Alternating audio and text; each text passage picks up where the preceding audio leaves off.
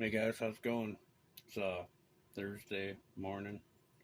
Um, I finished the bottom end of the 87 kx500 that I got in 4 or 5 days ago.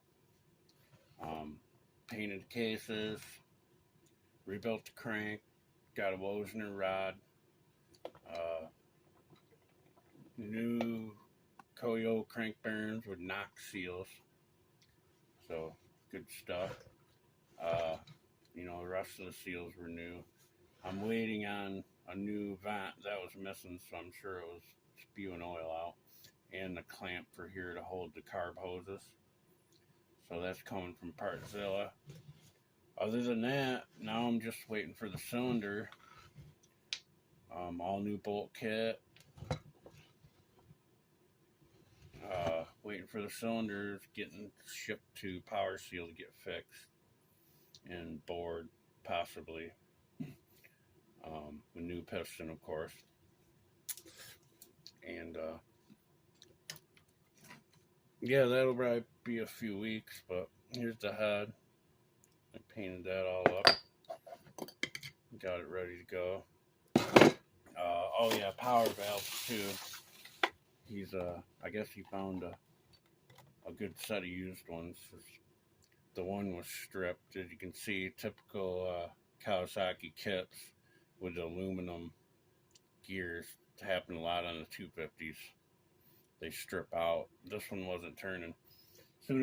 When he brought this engine, the cylinder was on it, but as soon as I pulled the thing out, I could tell only one was working, so I pretty much knew what was wrong. And so I took everything out of it, the studs and the power valve, so you can send it off so Power Seal doesn't have to do that because they charge you extra to do all that stuff. So yeah, we'll get that back. This thing will be a ripper, man. It's like brand new again. She come a long way. It wasn't real bad, just worn out. Crank bearings were, the seals were hard. She was running lean. You can see under the piston. I think I made a video, or I did some pictures. These rings, I cleaned this piston up. It was pretty bad, and the rings were stuck. She only had 90 psi compression. And so I unstuck them, and it was plastic.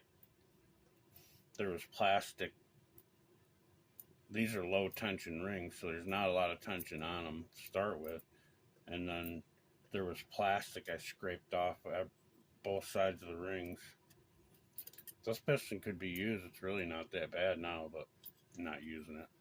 But anyway, yeah, I scraped that plastic off, so I assume at one time maybe it sucked a reed and chewed that up, or someone had like a plastic bag over the carb at one time and it sucked it in, or sucked some of it in.